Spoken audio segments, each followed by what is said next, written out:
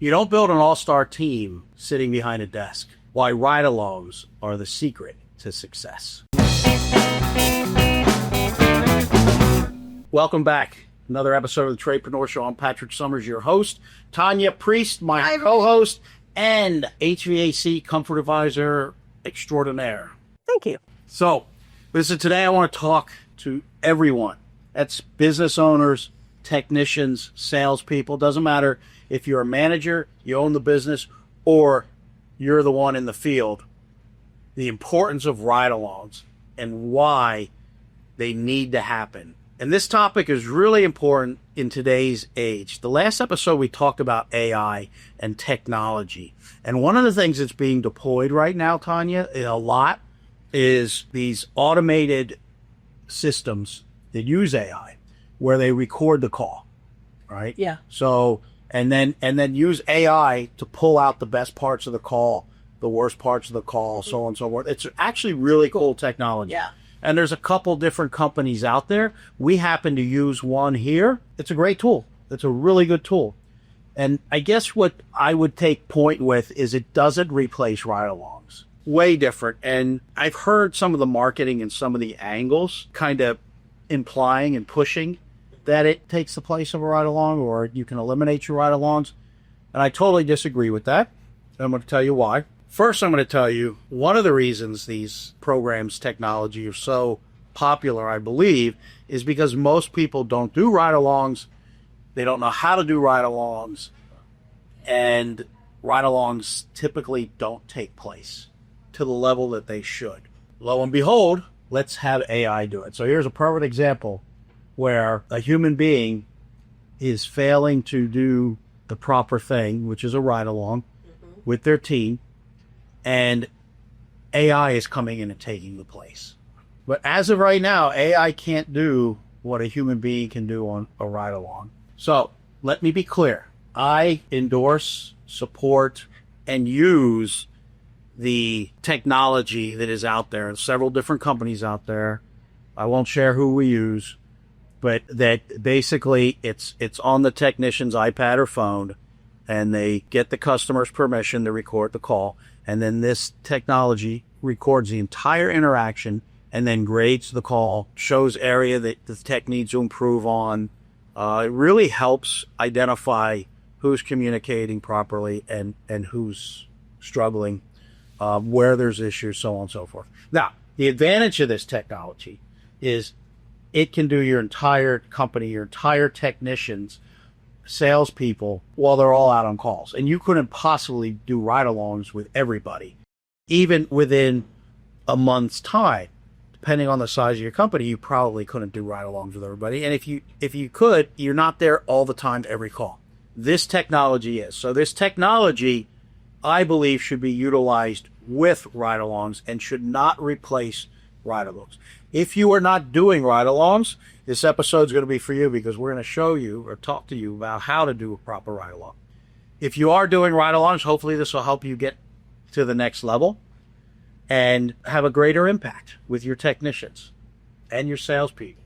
One of the first rules of ride-alongs is essentially you cannot affect change behind a desk. I mean, if you've got something going on in the field, good, bad, ugly, whatever, things you don't know about, you're not going to be able to affect that change from the office behind a desk. You need to get out there and be able to coach in the moment. I'm a big fan of coaching in the moment. Not everybody likes to coach in the moment. They like to pull somebody aside in a separate time and you would do all this. In my humble opinion, you lose a lot of the impact and the real ability to coach and impact somebody for the positive, right? Right. But so let me ask you, so we're just real quick, we were talking AI, we're talking about the recap. It's just a summary that we're getting of how the technician is. And basically what you're trying to say is like coaching in the moment, meaning as you see what the technician is doing, you're going to say, oh, you're doing this well, or you're not doing this well, or... Correct. So what we're getting with the AI is, yes, a summary. It's just, and that you can ask it questions and they can pull out different stuff. And it's also more than a summary in the sense that it's going to tell you if the customer had a need and it was missed, right? Because it's picking up what the customer's saying, right? And if the technician, did it clearly communicate something? Did they follow the proper steps that they're supposed to be followed? So that's all of the stuff it can do. It's really powerful. It's really amazing. Coaching in the moment is being present and observing. Now, I'm going to get into the 3 different types of ride-alongs. So I'll come back to answer that question deeper, because that's a really good question. But you can't just sit behind a desk and affect change. So if you're in a role, depending on the size of your company, what role you're in, you need to be out riding along with everybody in your company that's in the field. I would even say ride along with your parts delivery, your warehouse people. See how they're doing things. See if they're being efficient. Find out what's going on in their world. When you get out there, you're going to have a huge impact. And some people say, well, I'm a CEO. I've got 60 employees. I don't really have time to do that. I would push back on that. Is it a matter of time, or is it a matter of want and will? There was a trucking company, as I shared, I used to drive a truck, and there was a trucking company, huge trucking company, probably one of the top 50. And the CEO used to go out and ride with his drivers. Once a year, he would go out and ride with the drivers, stay out for an extended period of time to see what's going on, to experience what it's like, how dispatch is, right? Because you're just not evaluating your technician. You're seeing what's happening on their end, why they're running into overtime, why they're frustrated, those type of things. It might not be all them. You're going to be in their world, which brings me to the other important part of riding along. The one is you're not going to affect change behind a desk. 2, a ride along is not show up at the call in your own vehicle. A ride along is you get in the truck with that technician or salesperson and you ride with them. I know. Why do you do that, though? Well, a couple things. Instead of showing up together. Well, very good question, Tanya. Thank you for asking. Well, one, I'm going to go out to their truck and I'm going to open the door. And if that truck is a pigsty, I'm calling dispatch and I'm going to tell them, you need to find somebody else to run this call. We're cleaning this truck, right? So, because I don't announce who they're ride along with. Right. So, they always need to be prepared. Not that they're going to get a ride along, but that's just how you operate. I'm going to see their environment. I'm going to be in their world. So when I get in their truck, I'm in their world. I'm in their office. And now I've got time to talk with them. I want to hear what's going on in their world. I want to hear the complaints. I want to hear the good stuff. I want to hear what frustrates. I want to hear where they need help, right? And so it gives you an opportunity to have this conversation while you're driving. It also gives you time to coach in between calls, right? So if you see something on a call, let's say they're supposed to arrive at the call a certain way, and they're supposed to approach the home a certain way, and they're supposed to wear their floor savers, and they're supposed to ask certain thermostat questions. Let's say you, in that process, the first call, you see a few of those things not hit. Well, I'm not going to pull the guy aside in that moment, right? But man, we get done that call, we're driving our next call. I'm going to say, hey, listen, on this next call, here are some of the things I saw that need to be done that weren't done. And so on this next call, let's make sure we hit these points. And then I could say, do you understand why we're supposed to do this? Do you understand the benefit to you, the homeowner, and the company? And then you have that whole time to talk, right? So that's why. Also, I want to know what they do between calls, right? So are they getting in the truck and before they move, doing the right stuff? We use iPads. On their iPad, if they're using paper, are they putting the right stuff down and getting that completed call by call? Or are they one of these guys that does it at the end of the day? Because that's a coaching moment right there. Right. Are you closing out the call correctly? Are you debriefing correctly? Are you driving to the 7-Eleven and then debriefing? So on some of the ride-alongs that you've done, like, do you find a lot of mistakes? Do you find that maybe people have not been trained properly? So, couple things. The biggest thing I find is complacency. Okay. Right? So now that, sometimes, yes, the technician hasn't had the proper training. Okay. Right? Meaning in our process, in our procedure. And there's several reasons that can happen. They've gotten away from it. They've fallen away from it. They don't see the value in it. It doesn't help them. It's a waste of time. It's their belief system, right? It's their BS. But the majority, and that comes from complacency. It's complacent. It's another call. They're going through the motions. They're not looking at it as opportunity. They're not looking at it as the opportunity to wow a customer, to create a relationship, to solve problems. It's another maintenance. It's another service call, right? It's kind of like the doctor that's just in the ER. It's just another patient. They lose that bedside manner. They get complacent. They're just going through the motions. But there are times that it's a training issue, and you can usually identify whether it's a training issue, right? Or what we call, is it will or skill, right? If it's skill, you identify that. Okay, they don't have the skill. They haven't been trained, or this is over their head. They're not ready for this. Okay, so you can fix that. Or is it will? If it's will, that's a big issue. That means they know how to do it.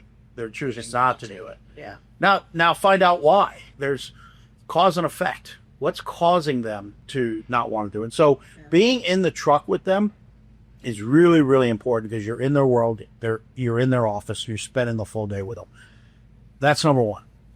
Number two, I know there's people listening that are probably saying, well, of course they're not going to go to the 7-Eleven. Of course they're not going to go do that. Of course, because you're in the truck with them, they're going to be on their best behavior. Listen, if somebody does all the things they're supposed to do on a call, right? If they follow the process as they're trained, that first call, they're going to do it, and it's going to seem natural. And you're going to be able to tell, man, they do this every call.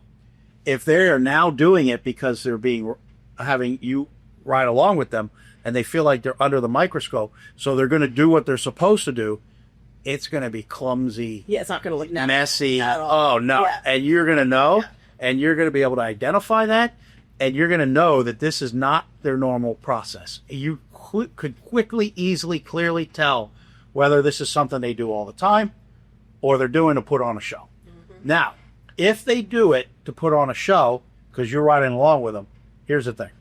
And if they pull it off, if they do a fairly decent job, the first call, they're gonna mark all the boxes. They're gonna check all the boxes. The second call, probably do it to the same thing. By the third call, they become their natural self. Yeah, because they're comfortable with you being there. They're comfortable. Yeah. They don't have the staying power. Right. And so now they're just gonna revert back to, this is how I do. This is it. This is me doing my thing. Right. So when I ride along, it's like, okay, let's talk about your notes. Let's talk about the debrief. How are you going to debrief this call? What are you going to put in your notes? What are you going to write up? This is also a time I teach them how to use AI in the debrief, right? In helping summarize the notes. Now, let me throw this in here real quick. We have a lot of members of our team that speak English, can read and write English, but are more comfortable with Spanish. With AI, you can use AI. ChatGPT we'll use. You can speak Spanish to it. You can speak Russian to it. You can speak Chinese to it. You can speak German. Whatever language is your most comfortable language, you can speak to it, dictate to it, and it will translate it to English. And so you don't have to try and debrief in your second language. You can debrief in your first language and use AI to translate it properly. So, really nice. But a lot of people don't know that. But that's an example of something you can teach and coach in the moment. So one, again, you can't affect change behind a desk. You need to ride along. You need to get in the vehicle and ride with them. 3, you've got to ride. You've got to do at least 3 calls. You've got to do at least 3 calls. Now, there are 3 types of ride-alongs, at least as I see it. And if you have other ideas or other ways you do ride-alongs, love you to email us on social media, drop some comments on the YouTube channel. Love to hear what other people are doing, as I'm sure our listeners and viewers would as well. But these are the 3 type that I do. And I usually do them all on one ride-along day. Okay? I may not, but I usually do. The first one is, you ride along, you don't say a word. The only time you speak up, you say a word, meaning you don't give feedback, you don't coach, nothing. They run the call, you observe. You're almost like a trainee. The only time you would speak up is if they're going to do something that's going to be a detriment to themselves, Right. the customer, or the company, right?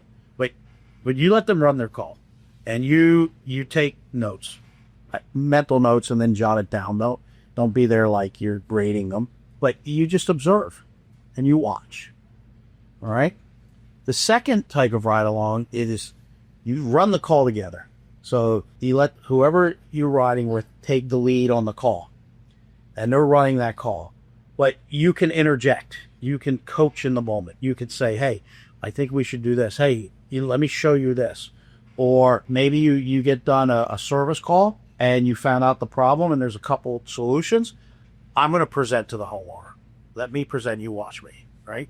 So you interact, you coach, you kind of take different responsibilities. You're more involved in the call, right? That's more the coach in the moment. The third ride along is I'm going to run the call and you're going to observe me. That's a cool one. All right. So those are the three types that you can do. Now, I always believe the first call should be, I'm the student, I'm going to observe. And you're just going to do your thing and I'm just going to watch. Then after that call, depending on how much time you have between the next call and what you got going on and how that call went, now you can debrief. Now it's stop at Starbucks, get some coffee. Let's talk about that call. Now, depending on how that call went or how they do, it may be, all right, let me run the next call. Now, you're going to do the maintenance, right? But I'm going to do all the interaction with the homeowner. I'm going to do all of that. I'm going to interact with the dispatch, and you're just going to observe me, okay? And then we'll go do the maintenance or a service call or a sales call together, but I'll lead with all of the main stuff on the call. And then the last one is like, okay, dude, you just watch. And while you're doing that is they need to see how the call should be ran, right? They need to see it from start to finish. Right. So those are the three main types of ride-alongs that I do. I might do any one of them on every call. I might do all three of them.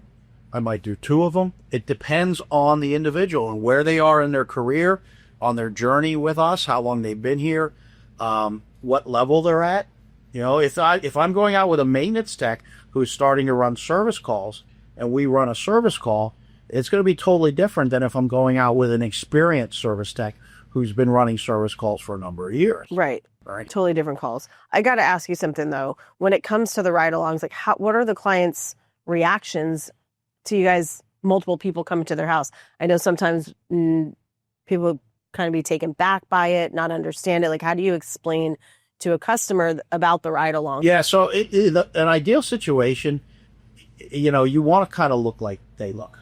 Meaning, if I could put on a technician uniform, that's the ideal situation. So I'm a tech with a tech. I don't fit in the uniforms like I used to, but that would be ideal. If you're showing up like this with a polo and a logo, you introduce them, the individual. You have I'm observing, I'll have them introduce me.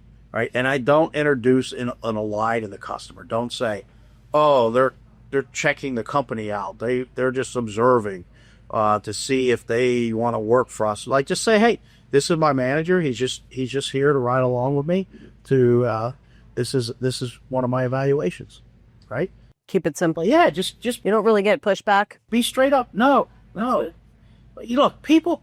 Be upfront. It's like I asked that to the guys about the software that records calls, because they have to go in and they say, "Hey, listen, this call is being recorded. Can I record this call for quality and training purposes?" And I said, "Do you get pushback?" He's like, "No." He says, "We don't." He says the biggest challenge was asking the question, but now we ask it. I've asked it so many times. It's just part of the call. Right. And he said, "I don't get any pushback." And he said, and I believe it's because people are used to hearing that, right? Everything's being recorded. Right. So We call into a place you're recorded. yeah. So, but at first, a lot of times our hang up is ourself, right?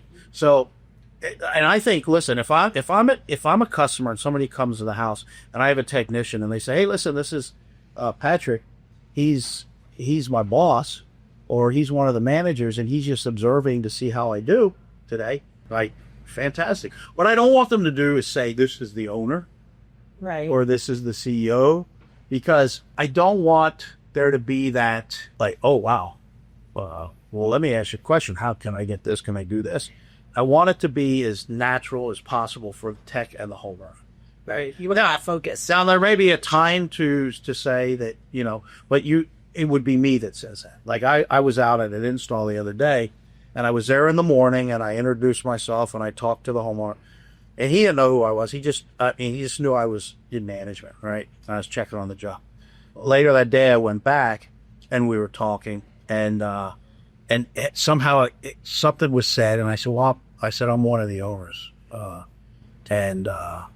okay, yeah, fantastic, But it was the right introduction. Right. You don't want to be out there like, I'm not saying hide it, but you want it to just be like, hey, I'm out observed, because people will be like, wait a minute, why is the CEO out doing observations, right? Now, some people will be like, wow, that's really cool. That's awesome.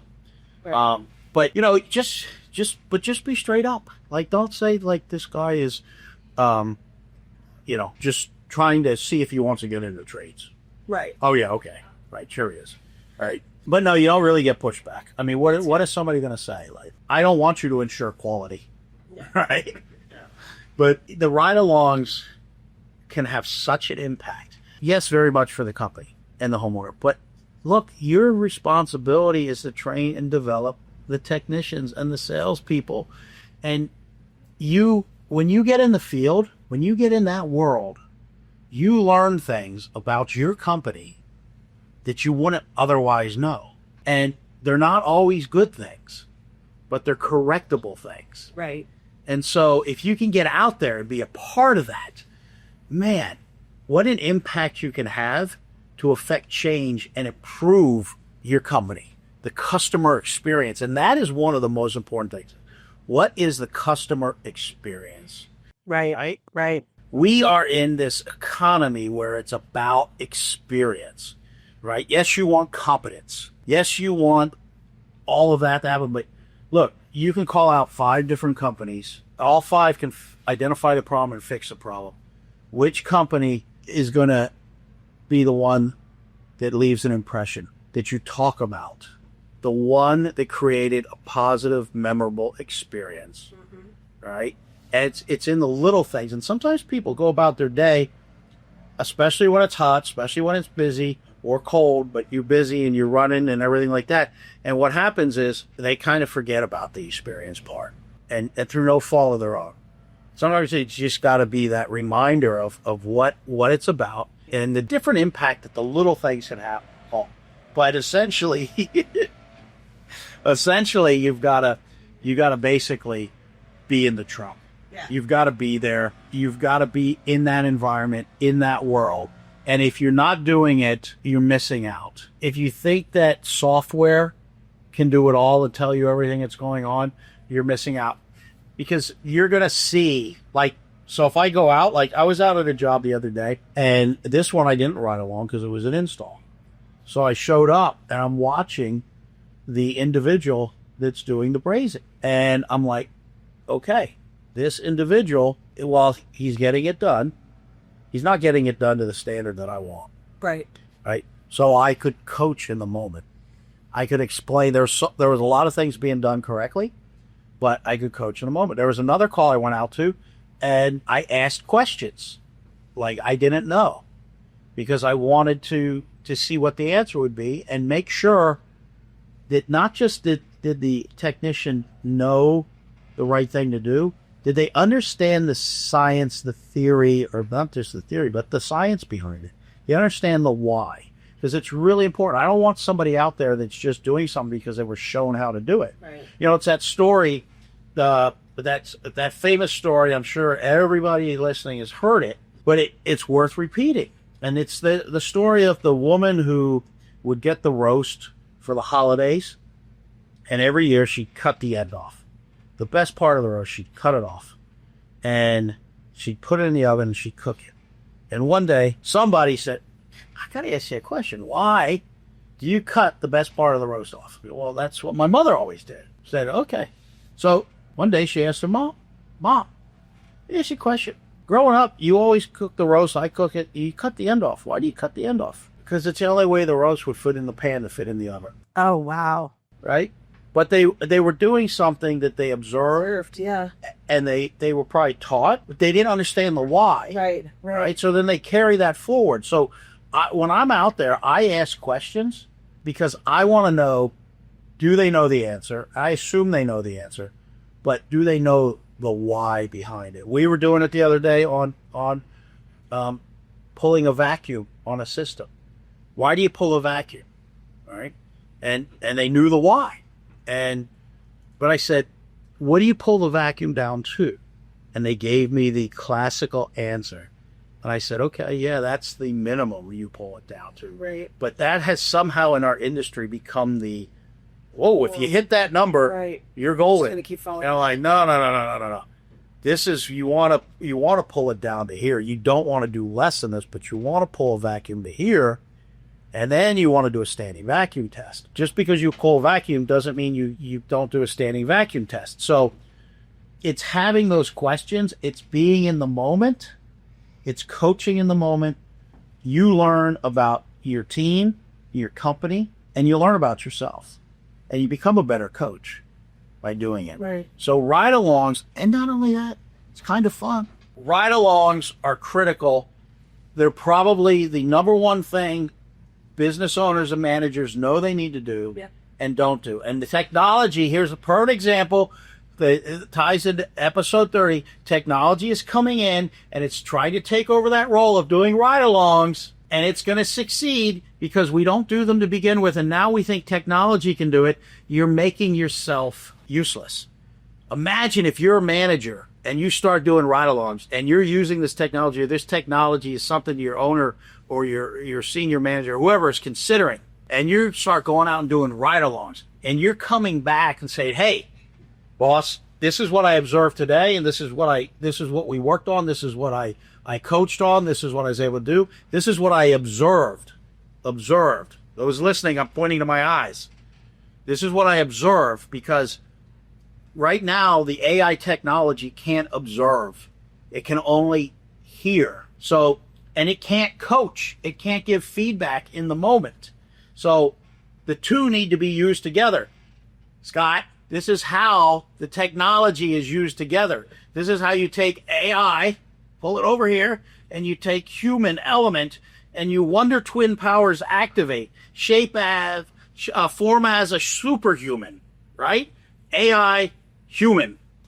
Activate. Working together. But what happens is human goes over here and does stupid shit, and then AI comes in and boom, takes over, and then human is like, I don't have a job. I used to be a manager, but now AI is doing everything for me. Yeah, because you did not join together and activate as the Wonder Twins. So listen, if you're not doing ride-alongs, give me a reason you're not doing a ride-along.